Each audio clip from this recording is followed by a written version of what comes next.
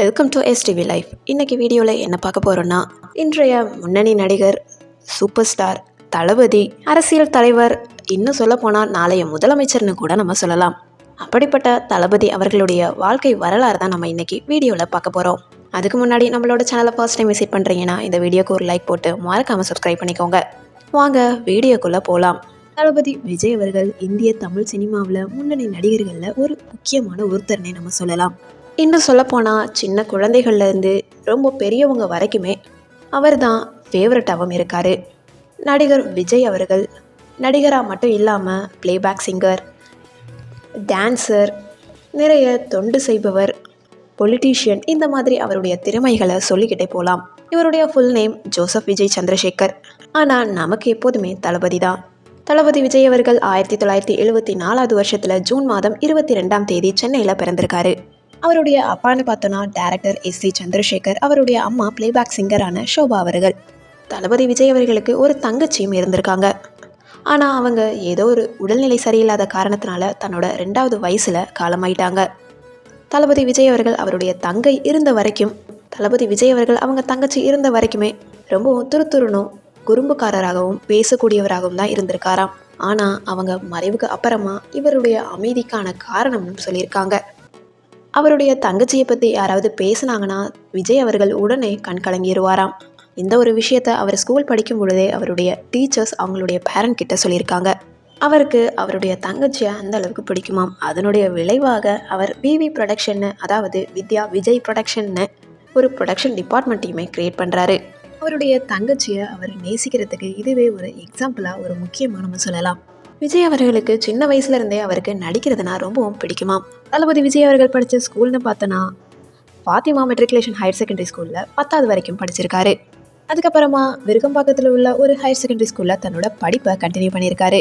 அதை தொடர்ந்து தளபதி விஜய் அவர்கள் சென்னை நுங்கம்பாக்கத்தில் உள்ள லயோலா காலேஜில் விஷுவல் கம்யூனிகேஷன் ஜாயின் பண்ணுறாரு. அவருக்கு நடிப்பு மேலே ரொம்பவும் ஆர்வம் இருந்த காரணத்தினால தன்னோட படிப்பை பாதியிலேயே நிறுத்தும்படி ஆகிடுது. தளபதி விஜய் அவர்களுடைய அப்பான்னு பார்த்தோன்னா ரொம்பவும் ஃபேமஸான டேரக்டரும் கூட. சின்ன வயசுலேருந்தே படிப்பை விட நடிப்பில் ஆர்வம் காட்டி வந்த தளபதி விஜய் அவர்கள் 1984 வருஷத்தில் தன்னோட 10 வயசு இருக்கும்போதே வெற்றிங்கிற முதல் படத்தில் முதன் முறையாக குழந்தை நட்சத்திரமாக அறிமுகமாகிறாரு. இந்த படத்தில் குழந்தை நட்சத்திரமாக நடித்ததற்காக அவருடைய முதல் சம்பளம்னு பார்த்தோன்னா 500 ரூபாயாம். இந்த படங்களை தொடர்ந்து 5 திரைப்படங்கள் வரைக்கும் குழந்தை நட்சத்திரமாக நடிச்சிருக்காரு. தன்னோட 10 வயது வரைக்கும் குழந்தை நட்சத்திரமாக நடித்த தளபதி விஜய் அவர்கள் தன்னோட கடின உழைப்புனால தன்னோட 18வது வயதில் முன்னணி நடிகராக, அதாவது 1992 வருஷத்தில் ரிலீஸ் ஆன நாளைய தீர்ப்புங்கிற படத்தில் முதன் முறையாக அறிமுகமாகிறாரு. இந்த ஒரு மூவியோட டேரக்டர்னு பார்த்தோன்னா அவருடைய அப்பாவான எஸ்.சி. சந்திரசேகர், ப்ரொடியூசர்னு பார்த்தோன்னா அவருடைய தாயாரான ஷோபா சந்திரசேகர் அவர்கள். ஆனால் இவருடைய முதல் படமே தோல்வியில் தான் முடிஞ்சது. நாளைய தீர்ப்பு படத்துக்கு அப்புறமா இவருடைய 2வது படம்னு பார்த்தோன்னா 1993 ரிலீஸ் ஆன செந்தூர பாண்டி படத்தில் இவர் நடிக்கிறாரு. அது மட்டும் இல்லாமல் இந்த படத்தில் இவருடைய அண்ணாவாக கேப்டன் விஜயகாந்த் அவர்கள் நடிச்சிருந்தார். அந்த டைமில் ரொம்பவும் பிஸியாக இருந்த கேப்டன் விஜயகாந்த் அவர்கள் விஜய் அவர்களுடைய அப்பா மேலே உள்ள நம்பிக்கை மற்றும் வேண்டுகோளுக்கு ஏற்ற மாதிரி அவருடைய வார்த்தைக்காகவே அந்த ஒரு படத்தில் எந்த ஒரு சம்பளமும் வாங்காமல் நடித்து கொடுத்தாராம். இந்த ஒரு படம் அவருடைய பெஸ்ட் பர்ஃபார்மருக்கான ஒரு நேமையும் வாங்கி கொடுக்குது. அதை தொடர்ந்து 1994 வருஷத்தில் விஜய் அவர்களுடைய மற்றொரு படமான ரசிகன் படமும் ரிலீஸ் ஆகுது. இந்த படம் மற்ற படத்தை கம்பேர் பண்ணும் பொழுது பாக்ஸ் ஆஃபீஸ் வகையிலையுமே வெற்றியையும் பெற்றுத்தருது. ஆனால் இந்த படத்தினால இந்த ஒரு ஹீரோ மிகப்பெரிய அளவில் விமர்சனத்துக்கும் உள்ளாகிறாரு. ஆனால் யங்ஸ்டர்ஸ்க்கு இவரை ரொம்பவும் பிடிச்சு போகுது. அதை தொடர்ந்து மக்கள்கிட்ட ஒரு நல்ல வரவேற்பும் கிடைக்குது. அதை தொடர்ந்து தளபதி விஜய் அவர்களுக்கு இளைய தளபதிங்கிற ஒரு பட்டமும் கிடைக்குது. 1990 வருஷத்தில் தமிழ் சினிமாவில் காதல் கதாநாயகனாக தன்னை மாற்றிக்கிறாரு.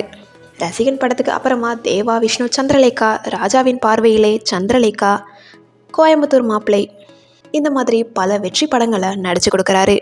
இந்த படங்களை தொடர்ந்து நிறைய பேரால் அவர் விரும்பப்படுறாரு. விமர்சகர்கள் மூலமாகவும் அவர் விரும்பப்படுறாரு. அதை தொடர்ந்து ஒவ்வொரு படத்துலையுமே தன்னுடைய வித்தியாசமான கேரக்டரை தனித்துவமாகவும் நடித்து காட்டுறாரு. நிறைய பேரால் பாராட்டவும் படுறாரு. 1996 வருஷத்தில் விஜய் அவர்களுடைய மற்றொரு படம் பூவை உனக்காகங்கிற ஒரு பேரில் ரிலீஸ் ஆகுது. இந்த ஒரு படம் அவர் முன்னாடி என்னென்ன பிரபலமான பேரை சம்பாதிச்சாரோ அது இன்னமும் பிரபலமாக மாறுது. தமிழ் திரையுலகத்தில் சூப்பர் ஸ்டாராக மாறிய விஜய் அவர்கள் பூவே உனக்காக படத்திலிருந்து விஜய் பல படங்களில் வேலை பார்க்குறாரு. அதில் பல படங்கள் பாக்ஸ் ஆஃபீஸில் சூப்பர் ஹிட் ஆகுது. மேலும் பல படங்கள் மிகப்பெரிய கிளிக்கையுமே கொடுக்குது. அதை தொடர்ந்து 1999 வருஷத்தில் தளபதி விஜய் அவர்களுடைய துல்லாத மனமும் துள்ளும் திரைப்படம் 200 நாட்களுக்கு மேலே தியேட்டர்ஸில் ஓடுது. இந்த ஒரு படம் அவர் நடித்ததுலேயே மிகச்சிறந்த படத்துக்கான விருதையுமே வாங்கி தருது. அது மட்டும் இல்லாமல் இந்த ஒரு படம் அவருடைய லைஃப்பையே திருப்பி போடுது. இன்னும் சொல்லப்போனால் அவருடைய டேர்னிங் பாயிண்ட்னு நம்ம சொல்லலாம். 2000க்கு அப்புறமா அவர் நடித்த பெரும்பாலான படங்கள் பாக்ஸ் ஆஃபீஸில் சூப்பர் ஹிட் ஆகுது. அவருக்கு இன்னும் சான்சஸ் கிரியேட் ஆகுது. பூவே உனக்காக, காதலுக்கு மரியாதை, திருமலை, துல்லாத மனமும் துள்ளும், கில்லி, துப்பாக்கி, கத்தி, திருமலை, போக்கிரி, தெரி, மெர்சல், சர்க்கார், பிகில், மாஸ்டர், பீஸ்ட் இந்த மாதிரி பல படங்களில் நடித்து கொடுத்துருந்தாரு. இந்த படங்கள் அனைத்துமே பாக்ஸ் ஆஃபீஸில் மிகப்பெரிய அளவில் ஹிட்டை கொடுத்த மூவிஸ். அதை தொடர்ந்து வாரிசு ரிலீஸ் ஆகுது. 300 கோடி வரைக்குமே வசூலை அள்ளி கொடுக்குது. அடுத்தது மாஸ்டர், பீஸ்ட், லியோ, கோட். அடுத்ததாக எல்லாரும் வெயிட் பண்ணிக்கிட்டு இருக்க 2026 வருஷத்தில் ரிலீஸ் ஆக போகிற ஜனநாயகம் படம். தளபதி விஜய் அவர்கள் எந்த அளவுக்கு நடிக்கிறதுல ஃபேமஸோ அதே போல் சமூக பணி செய்கிறதுலையுமே மிகப்பெரிய அளவில் பிரபலமானவர்னும் நம்ம சொல்லலாம். நடிகர் விஜய் இன்னைக்கு வரைக்குமே ஏழை எளிய மக்களுக்கு மிகப்பெரிய அளவில் உதவி செஞ்சுட்டு தான் வந்துட்டுருக்காரு. இதை தொடர்ந்து இப்போ வரைக்குமே 10வது மற்றும் 12ஆம் வகுப்பு பொதுத் தேர்வில் 234 தொகுதிகளையுமே முதல் 3 இடங்களை பிடித்த மாணவர்களை விஜய் அவர்கள் அழைத்து அவங்கள கௌரவிச்சிருக்காரு. அந்த ஒரு இடத்துலையுமே தளபதி விஜய் அவர்கள் சொல்லியிருப்பார், ஓட்டுக்கு என்றைக்குமே நீங்கள் பணம் வாங்கக்கூடாது, சிந்திச்சு தான் நீங்கள் வாக்களிக்கணும்னு சொல்லியிருப்பார். அந்த நிகழ்ச்சியில் பார்ட்டிசிபேட் பண்ண அனைத்து மாணவர்களுக்குமே சர்டிஃபிகேட்டும் ஊக்கத்தொகையுமே வழங்கப்பட்டிருந்துச்சு. அந்த ஒரு ப்ரோக்ராம் ஒரு நாள் முழுவதுமே நடைபெறும். இன்னும் சொல்லப்போனால் கடைசியாக நடந்த அந்த மேடையில் தளபதி விஜய் அவர்கள் 12 மணி நேரம் மேடையிலே நின்றுக்கிட்டே அந்த ஒரு ப்ரோக்ராமை நடத்தி கொடுத்துருந்தாரு. அந்த ஒரு விஷயத்தில் எவ்வளவு டயர்டானாலும் அவருடைய படப்பிடிப்புக்காக அடுத்த நாளே அவருடைய தொழிலை தொடங்க ஆரம்பிச்சிட்டாரு. நடிகர் விஜய் அவர்களுடைய திருமண வாழ்க்கைன்னு பார்த்தோன்னா 1999 வருஷத்தில் ஆகஸ்ட் 25ஆம் தேதி லண்டனில் பிறந்து வளர்ந்த ஒரு இலங்கை தமிழரான சங்கீதா ஸ்வர்ணலிங்கத்தை திருமணம் பண்ணிக்கிட்டாங்க. இந்த ஒரு திருமணம் இந்து முறைப்படியும் கிறிஸ்தவ முறைப்படியுமே நடைபெற்றுச்சு.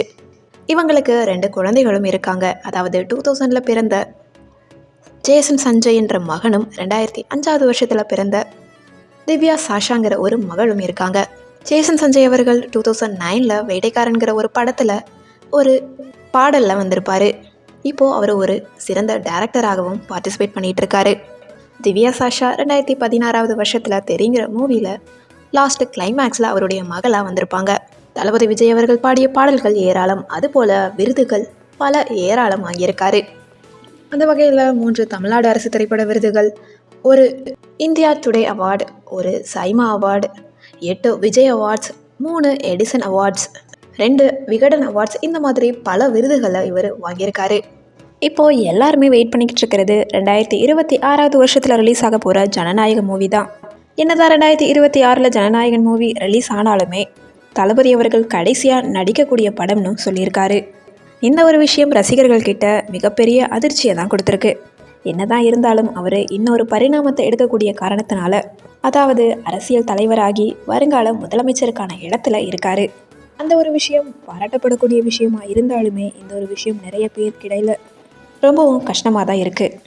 வேற ஒரு நடிகர் இந்த ஒரு இடத்துல இருந்தாங்கன்னா இந்த ஒரு சான்ஸை மிஸ் பண்ணுவாங்களான்னு தெரியல. ஆனால் தளபதி அவர்கள் ஸ்ட்ரிக்டாக சொல்லியிருக்காரு, இந்த ஒரு முடிவை எடுக்கிறதுக்கு மிகப்பெரிய அளவில் தைரியம் வேணும். இந்த ஒரு விஷயம் நம்மளுடைய தளபதியால் மட்டும்தான் முடியும். நீங்கள் ஜனநாயக மூவிக்காக வெயிட் பண்ணிகிட்ருக்கீங்களா? தளபதி அவர்கள் நடித்த உங்களுடைய ஃபேவரட்டான மூவியை என்னோட கமெண்ட் செக்ஷனில் சொல்லுங்கள். இந்த ஒரு வீடியோ உங்களுக்கு பிடிச்சிருக்குன்னு நினைக்கிறேன். இந்த வீடியோ பிடிச்சிருந்துச்சுன்னா என்னோட வீடியோக்கு லைக் பண்ணி கமெண்ட் பண்ணி ஷேர் பண்ணுங்கள். வேறு ஏதாவது மிஸ் பண்ணியிருந்தேன்னா என்னோட கமெண்ட் செக்ஷனில் கண்டிப்பாக லீவ் பண்ணுங்கள். தேங்க்யூ ஸோ மச் ஃபார் வாட்சிங்.